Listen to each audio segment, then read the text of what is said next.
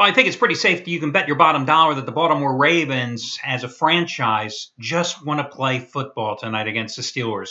With all the franchises endured, with the whole Ray Rice fiasco over the past few days, football on the field, that's got to be their sole focus tonight. Now, does that mean they can cover the 2.5 to 3 point spread? Well, that's the question to be answered. Hi, everyone. Al DeMarco here, and this is going to be your Thursday video report.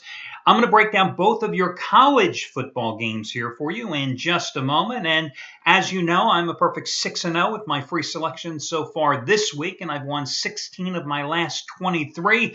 Last night giving you the Blue Jays and then the Angels on the run line and 2 blowout wins. And of course, Monday I started this run with the Chargers and the Lions as a couple of complimentary plays. Now, in terms of tonight's game, I can tell you that Craig Davis and I are on the same side of the Baltimore-Pittsburgh contest. I'm on an 8-2 football run over the past 3 weeks, including the Eagles on Sunday. I'm seeking my 5th consecutive NFL winner, dating back to the preseason, and I've won 16 of the past 21 days. Meanwhile, Craig Davis is off to a perfect 3-0 start here in the NFL regular season. Last Thursday, among the few handicappers that had to play on that Seattle-Green Bay game, he was the only one that had the Seahawks, and he had a 50-dime play on Seattle, which was followed by that 100-dime play he had on the Dolphins as his underdog game of the year on Sunday, and then he came back with a 50-dime play on the Lions on Monday night. This play, just like the Lions on Monday and the Seahawks last Thursday, is also a 50-dime release. And again, Craig going for winning day number 8 out of 9. I'm going for winning day number 17 out of 22. We are on the same side of tonight's contest. If you're looking for the total for tonight, you might want to check out Matt Rivers, a top-rated 500,000 star play as NFL kickoff total of the year.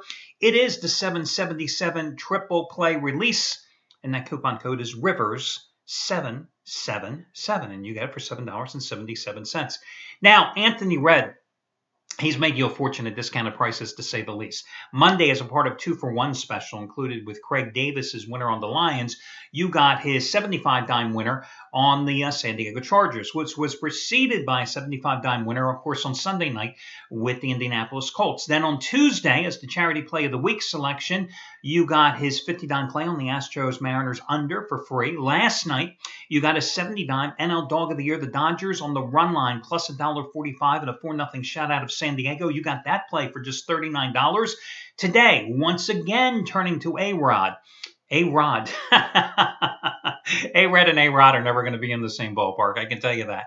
A-Red, the better than half off special, saves $65 for his 100-dime max wager winner, number 6 out of 9 in college football. And that is on your game between Louisiana Tech and North Texas. 100-dime max wager college football winner, number 6 out of 9. You save $65 using coupon code SAVE65.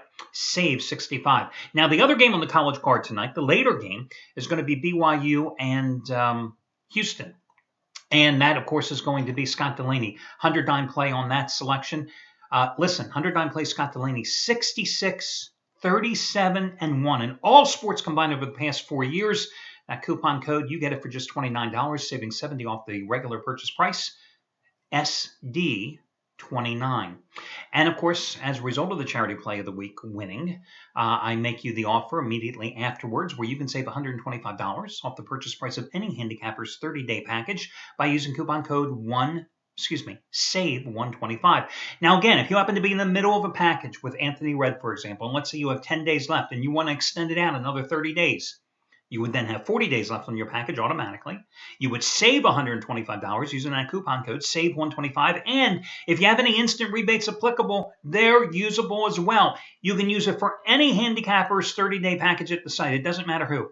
Save $125 using coupon code SAVE125, or you can save $50 by using coupon code SAVE50 on any handicapper 7-day package. If you ever have any questions, you can contact customer service. All the promos, of course, are over on the homepage, along with a rundown of who's hot and who's not. Now, let's talk about these two games here tonight in college football. I'll start with the latter game first because I think it's the harder game. Listen, BYU is 5 days removed from a huge win at Texas. Because remember, this was the game the Longhorns talked about all during the offseason. This is the game that they had focused on, the return engagement after getting their asses kicked in Provo last year. And what happened? 6-0 game at halftime, 38 points, I think it was, or 37 points in the third quarter for BYU. They rolled 41-6 or 41-7 in that contest, totally dominated the particular game. BYU now being asked to get back up, even though it's their home opener after consecutive road wins at UConn and Texas, to get back up against a Houston team that they played one hell of a barn burner last year in Houston. It was a, what was it, a 47-46, I think was the final score in that one, with BYU winning that one as a road dog. Well, now you're asking them to lay 17.5 points at home against Houston. This is a Houston team, the only game that I've lost in football, college and pro combined, over the past 4 weeks was when Houston opened up its brand new luxury stadium at home a couple of Friday nights ago and got thoroughly dominated by Texas San Antonio in a 27-7 loss in that particular game. They were a big 8-point favorite in that contest. Now, BYU's defense is as good as Texas San Antonio's, and BYU has a much better offense as well. With Taysom Hill, who in last year's game threw for 417 yards and 4 touchdowns, ran for 128 yards. He's coming off a 280 total yard performance at Texas. He's completed 73% of his passes in the season's first 2 games, both road wins. They're not going to stop Hill. They're not going to stop Jamal Williams, the top running back for the Cougars, BYU Cougars, either.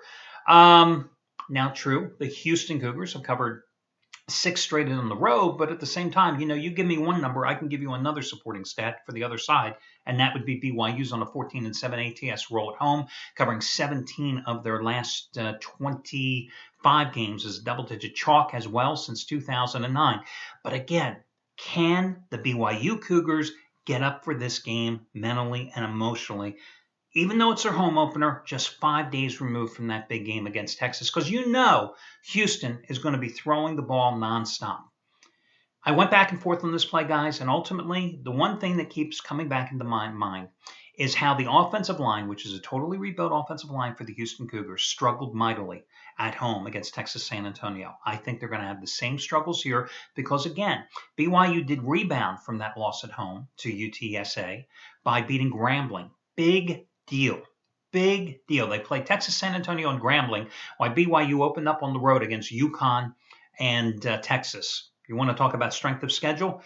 I'm going to take a shot with BYU in this contest and lay the points because John O'Korn, the sophomore quarterback for Houston, didn't have that great of a game against Grambling. Certainly didn't have a good game against Texas San Antonio either, as he was sacked, I think, 4 times in the contest through 3 or 4 interceptions as well, because again, the offensive line afforded him very little protection. I think BYU comes up and plays good enough to get the cover and pull away late in that game. So I'll go with BYU. Now, in your other game, you got North Texas as a 3.5-point chalk at home against Louisiana Tech. Now, Louisiana Tech, that's coached by Skip Holtz, coming off a big upset of ULL, University of Louisiana Lafayette, 48-20 road upset. They've got a pretty decent offense, a quarterback in Cody Sokol and a running back in Kenneth Dixon. That's a nice, good 1-2 punch in the Conference USA opener for both teams. Meanwhile, UNT, which got smacked around at Texas in its season opener, rebounded with a rout of SMU 43-6 in its last game, running for 245 yards in that contest. Now, the problem with North Texas is they've got inexperience at quarterback. Right now, it's a first-year starter, Josh Greer, who, against SMU, not much was required of him with the ground game producing so well, 9 of 12 for 86 yards passing. I think this game comes down to the fact that this is the 3rd road game in a 12-day stretch to open the season for the Bulldogs, who opened the year with a 48-16 loss in Norman to the Oklahoma Sooners. Meanwhile, the Mean Green, Dan McCarney's team, has covered 7 of their last 8 at home. They won the meeting last year, although they had a better quarterback, 28-13 on the highway. I'll go with North Texas in this one. I think it's going to be a close game. Absolutely, you have to buy down the half point if you're going to bet them in this contest. Whether you're laying 4.5, 4, 3.5, it doesn't matter, or even 3. I would encourage you to buy down the half point on the Mean Green in this one. Before I go, as I'm reading the different newspapers and looking at the beat writers' reports and stuff for these different games, I came across a kind of an interesting thing. SMU, of course, lost to North Texas here just a couple of weeks ago, and a couple days after the game, June Jones went ahead and resigned. And I was reading in the Dallas Morning News an interesting stat here. There is SMU. Right in the middle of the heart of Dallas. And it's really a cool campus if you've ever been down there, because you come off the interstate, right? And you come off the interstate and you take this access road, and the George Bush Memorial Library, I think, is there as well. And you go back, and then suddenly you're in this beautiful, beautiful SMU campus. And you look around at all these huge buildings and all these tree-lined paths, and you go, you can't believe that the interstate, I-35, is like right on the other side. You don't see it. You don't hear it. It's an amazing thing. And it's a beautiful campus, okay? But there you are in the middle of Dallas. And SMU only has 68 Texans on its roster. That is the fewest among all the Division 1A schools in the entire state of Texas. And you know what a recruiting hotbed and the talent that comes out of the Longhorn State, right?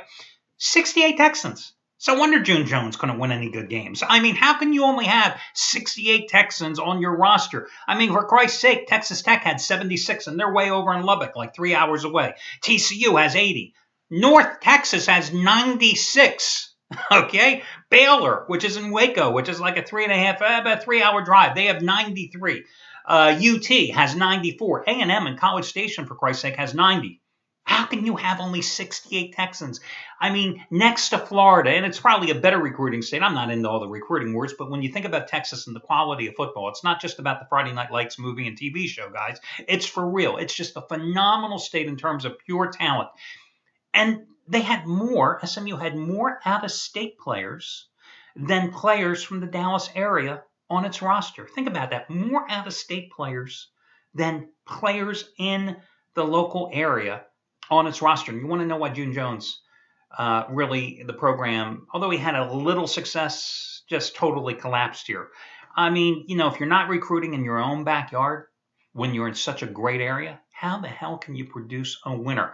And consequently, they got blown out by Baylor and got blown out by North Texas, 88-6 to start the season. And June Jones decided, I had enough of this. I'm gone, guys, after 7 years. So anyway, that's just my tidbit for the day for all you college football junkies that are into that like I am.